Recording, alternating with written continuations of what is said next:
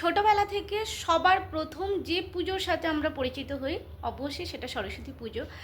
আমাদের ছোটোবেলা থেকে অনেক উৎসাহ থাকে, নিজেরা পুজো করব, চাঁদা তুলব, তারপরে পুজোর সরঞ্জাম কিনবো, তারপরে নিজেরা ঘরে প্যান্ডেল বানাবো, কাপড় দিয়ে, মায়ের শাড়ি দিয়ে বা যাই হোক মোটামুটি যেরকম ব্যবস্থা করতে পারতাম সেইভাবে পুজোর প্যান্ডেল করব, তারপরে পুজো করব। মানে পণ্ডিত মশাই আসবেন, পুরোহিত আসবেন, উপোস করে থাকবো, ভোরবেলা উঠে ঠান্ডায় ঠকঠক করে কাঁপতে কাঁপতে মানে চান করা, তারপরে মা শাড়ি পরিয়ে দিত। তো শাড়ি মানে ধরতে পরে যে হাঁটবো সে হাঁটারটা অভ্যেস ছিল না, কারণ একদম প্রথম প্রথম শাড়ি পরা, একদম অল্প বয়সে, তো শাড়ির কুঁচি বেরিয়ে যাচ্ছে। যাই হোক সেইভাবে শাড়ি পরে পুজো দিতে যাওয়া, তারপরে মন্দিরে মন্দিরে প্যান্ডেলে প্যান্ডেলে ঘোরা, মানে নানা জায়গায় প্যান্ডেল হতো, স্কুলে স্কুলে ঘোরা, অনেক স্কুল, মানে নিজেদের স্কুল তো আছে, অঞ্জলি দিয়ে বেরিয়ে যাব, তারপরে অন্যান্যদের স্কুলে যাব, তাদের কেমন পুজো হচ্ছে, প্রসাদ খাওয়া। তো সমস্ত কিছু মিলিয়ে সরস্বতী পুজো মানে আমাদের কাছে বিশাল একটা ব্যাপার, মানে আমাদের যেন প্রায় প্রত্যেকের কাছে একটা আলাদা ব্যাপার সরস্বতী পুজো মানে।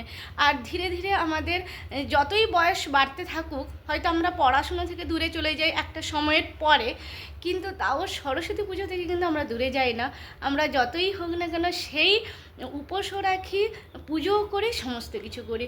কিন্তু এখানে যেটা চলে, আমি তো ইন্দোরে থাকি, তো যেমন আজকে আমার ছেলের কিন্তু পরীক্ষা আছে, তো বাধ্য ওকে যেতেই হবে। নর্মাল স্কুল থাকলে হয়তো ছুটি নেওয়া বা কিছু একটা হয়তো আমরা দেখতাম যে হয়তো হাফ ডে করে নিয়ে এলাম বা যাই হোক, কিন্তু আজকে কিন্তু পরীক্ষা আছে, তো পরীক্ষা মানে অবশ্যই যেতে হবে, কিছু করার নেই। আমাদের স্কুলেও আজকে খুবই ইম্পর্ট্যান্ট কিছু আছে, যার জন্য আমাকে যেতেই হবে। আমি পুজো করে নিয়েছি, পুজো করে নিয়ে তারপরে রেডি হয়ে নিয়েছি, সরস্বতী পুজো হলুদ রঙের একটা পরে নিয়েছি।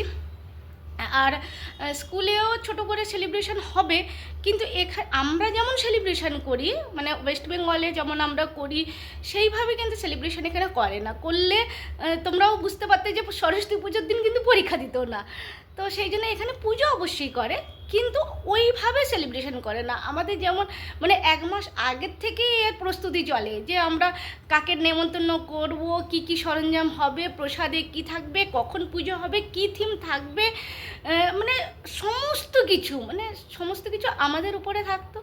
আমরা যারা পড়ুয়ারা পড়াশুনো করতাম বা আমরা যারা পুজো করতাম, তো আমাদের উপরে থাকতো, সেটা সত্যিকার আলাদা ক্রেজ।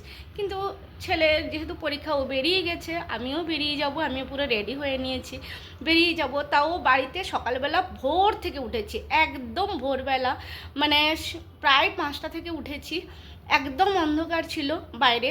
তো এখানে যেহেতু দেরি করে সকাল হয়, সেই জন্য তাড়াতাড়ি উঠলেও কিন্তু বাইরে পুরো অন্ধকার থাকে। তারপরে একটু বাইরের আলো ফুটলো, তারপর নিজেকেও ভালো লাগলো যে অন্ধকারে একা একা কাজ করতে হচ্ছে না, অন্ধকার নয়, ঘরের মধ্যে তো লাইট জ্বালিয়ে দিয়েছি। তো ছেলে যেহেতু যাচ্ছে, কলেজে যাচ্ছে, তাকে একটু টিফিন বানিয়ে দিতে হবে, সে কিন্তু এখনও কিছু খায়নি, উপসেই গেছে। আমি বাড়িতে পুজো করে অঞ্জলি দিয়ে নিয়েছি, কারণ সে আস্তে আস্তে প্রায় মানে 5টা বেজে যাবে, তো 5টার সময় তো সব জায়গায় পুজো হয়ে যাবে, তো ওই জন্য আমি বাড়িতেই অঞ্জলি দিয়ে নিয়েছি। তারপরে তার জন্য পরোটা আলু ভাজা করে দিয়েছি, সে নিয়ে গেছে, তো ব্যাস তার টিফিনটা রেডি করে দিয়েছি। কিছু তো খেতে হবে, উপোস করে সেও কতক্ষণ থাকবে, আর সবথেকে বড় কথা অঞ্জলিও দিতে পারবে না। তো সেই জন্য আমি বললাম আমি বাড়িতেই যতটুকু পারি, যেমন পারি, আমি ভক্তি ভরে পুজো করেছি। এবার সেটা অবশ্যই মায়ের ইচ্ছে, তো যাই হোক এবার আমিও নিজে দৌড়াই, কারণ আমার না হলে দেরি হয়ে যাবে অনেকটা। আজকে দেরি হয়েছে, আমি প্রথম থেকে বলে রেখেছিলাম যে আজকে ছুটি নেব, কিন্তু ছুটি তো দূরে থাক, ছুটি তো পাওয়া মুশকিল, কিন্তু তাও 2 ঘন্টা হলেও কিন্তু আমাকে যেতে হবে, তাই আমি বেরিয়ে যাচ্ছি।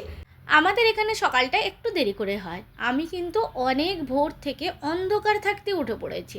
তার কারণ হলো বাড়ির সমস্ত কাজকর্ম শেষ করে জলখাবার বানিয়ে তারপরে বাড়িতে ছোট করে পুজো করে তারপরে স্কুল যাওয়ার আছে। যেহেতু এখানে স্কুল কলেজ ছুটি থাকে না, তো সমস্ত কিছু টাইমের মধ্যে করব বলে একদম ভোর অন্ধকার থাকতে উঠে পড়েছি। তো নিরামিষে আলুর ভাজা আর তার সাথে পরোটা, ব্যাস একদম সাদামাটা, আর কিছু বানানোর মতো সময় নেই। নর্মালি আমি ভাত সমস্ত কিছু ভাতের খাবারও করে বেরোই, কিন্তু আজকে ভাতের খাবারটা করিনি, জাস্ট পরোটা আর আলু ভাজা, ব্যাস আজকের মেনু এটাই আছে।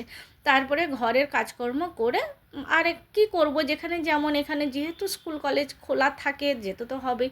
এখনও দেখো মানে পুরোপুরি সকাল হয়নি, আমার প্রায় রান্নাবান্না হয়ে গেছে, এখনও অন্ধকারটা মানে কেটে গেছে, কিন্তু সূর্যি মামা এখনও বেরোয়নি। তো যাই হোক, রান্নাবান্না করে তারপরে ঝাঁটটাও দিয়ে দিলাম ফটাফট করে। এখনও চাও খাইনি, কারণ অঞ্জলি দেব।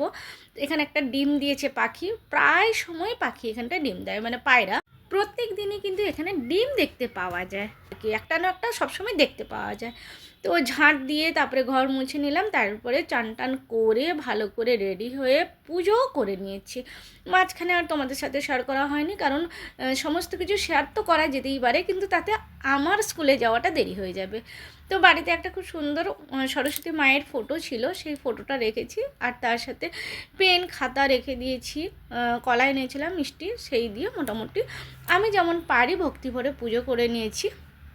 আর সবথেকে বড় কথা হচ্ছে ছেলে অঞ্জলি দিতে পারবে না, তাই ভাবলাম যে বাড়িতেই আমি পুজো করে অঞ্জলি দিয়ে নেব, কারণ সে যেহেতু কলেজ থেকে আস্তে আস্তে প্রায় 5টা বেজে যাবে, তখন তো পুজো হয়ে যাবে সব জায়গাতেই।